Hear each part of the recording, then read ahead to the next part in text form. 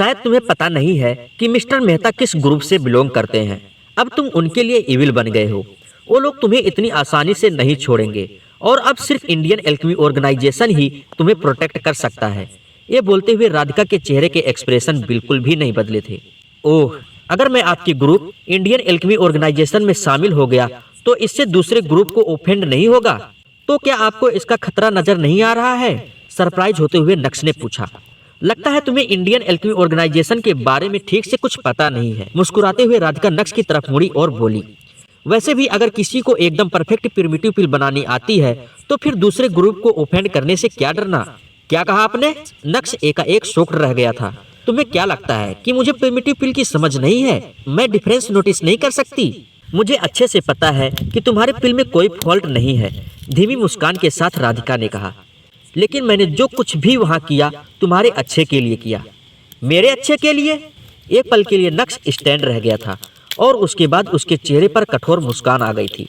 लेकिन मुझे तो लगा कि आपने वो सब अपने ग्रुप इंडियन एल्केमी ऑर्गेनाइजेशन की रेपुटेशन बचाने के लिए किया है, राइट? नक्श की बात सुनकर राधिका बिल्कुल भी सरप्राइज नहीं हुई, बल्कि उसके चेहरे के एक्सप्रेशन शो कर रहे थे कि नक्श का जवाब बहुत ही रीजनेबल है। मुझे पता है कि तुम कन्विंस्ड नहीं हो, लेकिन क्या तुमने सोचा अगर मैं तुम्हारे पिल को फॉल्टी नहीं कहती तो क्या होता?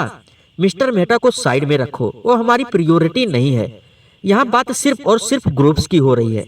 मुस्कुराते हुए राधिका ने कहा, शायद तुम्हें पता नहीं है कि इस दुनिया में अकेले हमारे सूरत में कितने ऐसे ग्रुप हैं जिन्हें एक अच्छे एल्केमिस्ट की जरूरत है।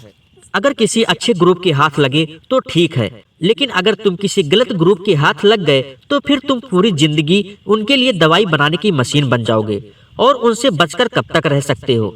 जैसे ही राधिका के मुंह से ये शब्द बाहर आए वैसे ही नक्श शॉक्ड रह गया। उसका शरीर पानी पानी हो गया था।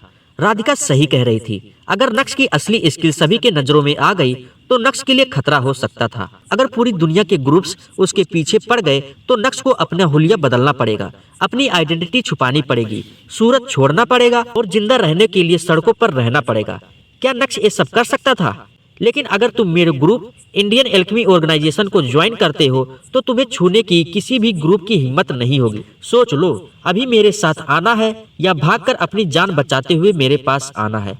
चॉइस तुम्हारी है। ये बोलते हुए न सिर्फ राधिका के चेहरे पर कॉन्फिडेंस था बल्कि उसकी आंखों में ईगरनेस भी दिखाई दे रहा था। राधिका नक्श के लिए बहुत ही ऑप्टिमिस्टिक थी। हालांकि नक्श इतना भी जवान नहीं था, लेकिन उसकी एल्केमी स्किल कमाल की थी। राधिका बहुत अच्छे से जानती थी कि अगर नक्श को अच्छे से ट्रेंड किया गया तो उसका फ्यूचर बहुत ही कमाल का होगा और इसी के साथ साथ फ्यूचर में इंडियन एल्केमी ऑर्गेनाइजेशन को अच्छे से संभाल लेगा।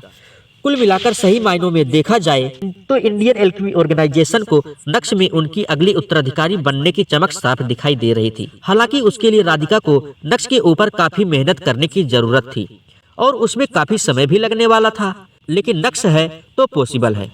आई एम सॉरी, मैं इसके लिए बिल्कुल भी इंटरेस्टेड नहीं हूँ, कैजुअल अंदाज में नक्श ने कहा।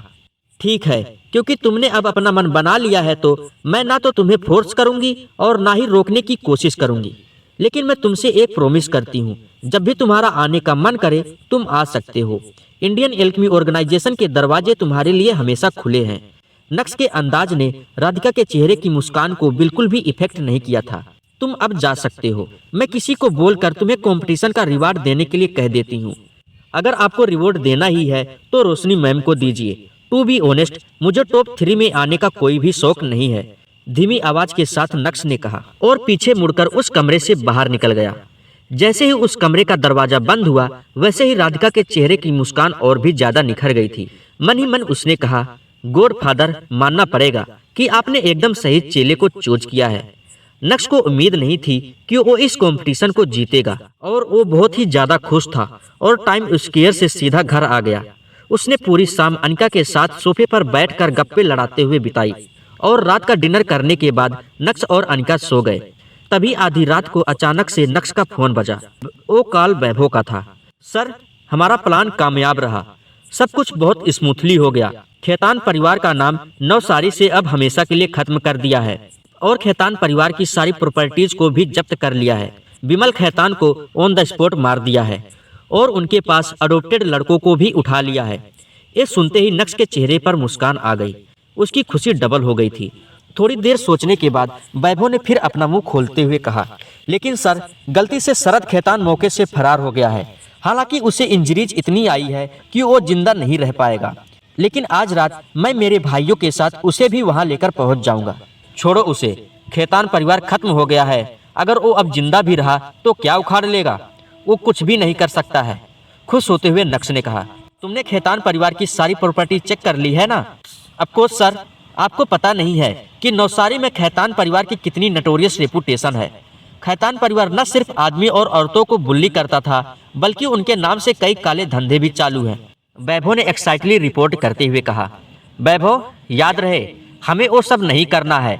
हमें अपनी लिमिट पता होनी चाहिए। खेतान परिवार की प्रॉपर्टीज टेक ओवर करने के बाद हमें वहां की पब्लिक के सामने अपनी इमेज और रेपुटेशन दोनों सुधारनी है। कड़क अंदाज में नक्श ने कहा, एक और बात, जितने भी काले धंधे शुरू हैं उन सभी को बंद करो और उनकी जगह प्रॉपर कंपनी सेट करो। मैं किसी को बोलकर तुमसे कांटेक्ट करने के लिए कहता हूँ। एक्साइटेड होते हुए नक्श ने तुरंत ही कॉल कट कर दिया और उसके बाद उसने राहुल बिंद्रा, कार्तिक पटेल, हिमानी शाह और बाकी लोगों को कॉल किया। नक्श ने सभी से कहा कि वो किसी को भेजकर नवसारी में बिजनेस स्टार्ट करें। अगली सुबह नक्श कैंपिंग इवेंट के लिए निकल गया, लेकिन जैसे ही वो अपने क्लास में दाखिल हुआ उसे कुछ अजीब सा लगा। सभी लोग उसे घूरते हुए देख रहे थे। किसी की आंखों में उसके लिए खुशी था तो किसी की आंखों में नफरत। कुछ लोग नक्श को पॉइंट आउट करते हुए धीमी आवाज में कुछ डिस्कशन कर रहे थे। हालांकि नक्श को इस सबसे कोई फर्क नहीं पड़ा। वो तो खुशी से कुशल के पास गया और अपनी सीट पर जाकर बैठ गया। और कुशल मेरे भाई, कैसा है तू? तेरी बॉडी पूरी तरह से रिकवर हो गई है ना? मुस्कुराते हुए नक्श ने कहा। अफकोर्स, पूरी तरह से ताकत से भरपूर, कुशल ने नक्श की पीठ थपथपाते हुए कहा। बहुत बढ़िया। नक्श ने भी कुशल के कंधे पर हाथ रखा और मुस्कुराते हुए बोला, चल तुझे एक गुड न्यूज देता हूँ। कल रात खेतान परिवार का पूरी तरह से सफाया हो गया है। शरद को छोड़कर बाकी पूरा परिवार खत्म हो गया है। रियली? यस यस, मजा आ गया। नक्श की बात सुनकर कुशल इतना ज्यादा एक्साइटेड हो गया, उसने जोर से अपना हाथ टेबल पर मारा और इससे सभी का ध्यान उसकी तरफ गया। कुशल, क्या तू शांति नहीं रख सकता है? नक्श ने कुशल को खींचते हुए कहा। नक्श, क्या तुझे पता है कि ये सब किसने किया? वाव यार, ये कितना सेटिस्फाइंग है, एक्साइटेड होते हुए कुशल ने कहा। जब से कुशल और शरद का वो कांड हुआ और खेतान परिवार ने कुशल को जो मार दी, उसके बाद से कुशल के दिल में खेतान परिवार के लिए नफरत और सिर्फ नफरत थी। हालांकि अग्निहोत्री परिवार का सूरत में अच्छा खासा नाम और रुतबा था, लेकिन कहीं न कहीं उसका लेवल थोड़ा कम था। कुशल के दादाजी के रिटायर्ड होने के बाद उनका बिजनेस भी कम हो गया था। ऐसे में उनके हाथ से कई सारी पावर निकल गई थी। यही वजह है कि अग्निहोत्री परिवार चाहते हुए भी खेतान परिवार पर अटैक नहीं कर पाया था। लेकिन जब उसने ये सुना कि खेतान परिवार खत्म हो गया है तो कुशल ये जानने के लिए और भी ज्यादा क्यूरियस हो गया कि ये सब किया किसने है। ठीक उसी समय रोशनी क्लास में दाखिल हुई। चूंकि पिल रूम अभी भी पूरी तरह से तैयार नहीं हो पाया था, इसीलिए सभी को क्लास में बैठकर थ्योरेटिकल नॉलेज लेने के लिए कहा गया था। हालांकि रोशनी का मूड बिल्कुल भी अच्छा नहीं लग रहा था। उसके चेहरे पर डिप्रेशन साफ नजर आ रहा था। ऑफ कोर्स वो सब कल के एल्केमी कंपटीशन की वजह से था। विपुल बंसल क्लास का वो पहला शख्स था जो अपनी सीट से खड़ा हुआ और जोर से चिल्लाते हुए बोला, रोशनी मैम, क्लास के स्टूडेंट ने मुझे बताया कि उन्होंने कल आपको एल्केमी कंपटीशन में हिस्सा लेते हुए देखा। क्या ये बात सही है? रोशनी ने विपुल के सवाल का कोई जवाब नहीं दिया, बस हल्के से अपनी गर्दन हिला दी थी। मैंने तो एक्सपेक्ट नहीं किया था कि नक्श को पिल बनानी आती है। मैंने सुना उसने खास कारनामा करके दिखाया है और सभी को शॉक्ड कर दिया। सुमित भी अपनी सीट से उठा और बोला, लेकिन उससे फर्क क्या पड़ा? आखिर तो हम हार ही गए ना।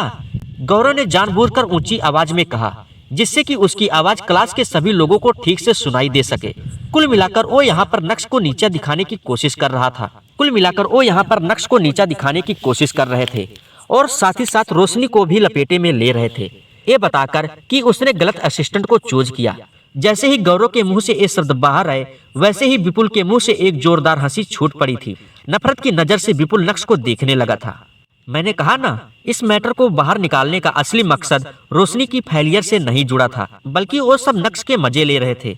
नक्श को नीचा दिखाने में विपुल एक भी अपॉर्चुनिटी मिस नहीं करना चाहता था। इसीलिए मैं कहता हूँ, जिसको भी जो करना है करो, लेकिन उतना ही करो जितना लिमिट हो। अब एक चींटी हाथी को नहीं निगल सकती है ना। साफ तौर पर दिखाई दे रहा था कि गौरव और सुमित आग में घी डालने का काम कर रहे थे।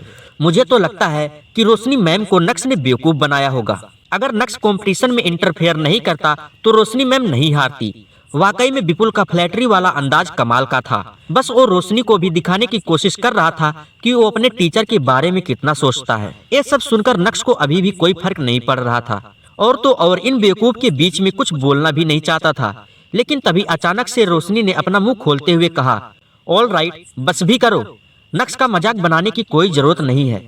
कल कंपटीशन में जो भी कुछ हुआ वो मेरी गलती थी। मैंने टेम्परेचर को कंट्रोल करने के लिए बिल्कुल भी एफर्ट्स नहीं लगाए थे।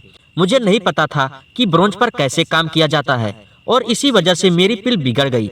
इसमें नक्श की कोई गलती नहीं है। बाकी रोशनी अगर ये शब्द नहीं कहती तो ज्यादा अच्छा होता। अब चूंकि रोशनी ने ये कह दिया था तो सभी को ऐसा लग रहा था जैसे रोशनी नक्श को बचाने के लिए कवर अप कर रही है। रोशनी मैम, आपको नक्श को बचाने की कोई जरूरत नहीं है। हम जानते हैं कि आप कितनी काइंड और जेनरस हैं। आपको उस कचरे के लिए अपना लेवल नीचे गिराने की कोई जरूरत नहीं है। एक बार फिर से विपुल ने फ्लैटरिंग अंदाज में अपनी बात सामने रखी। तभी अचानक से गौरव अपनी सीट से उठा और नक्श की तरफ पॉइंट करते हुए बोला, क्या तुझे अपनी गलती नहीं दिखाई दे रही? तेरी वजह से रोशनी मैम हार गई और तुझे अफसोस तक नहीं हो रहा है।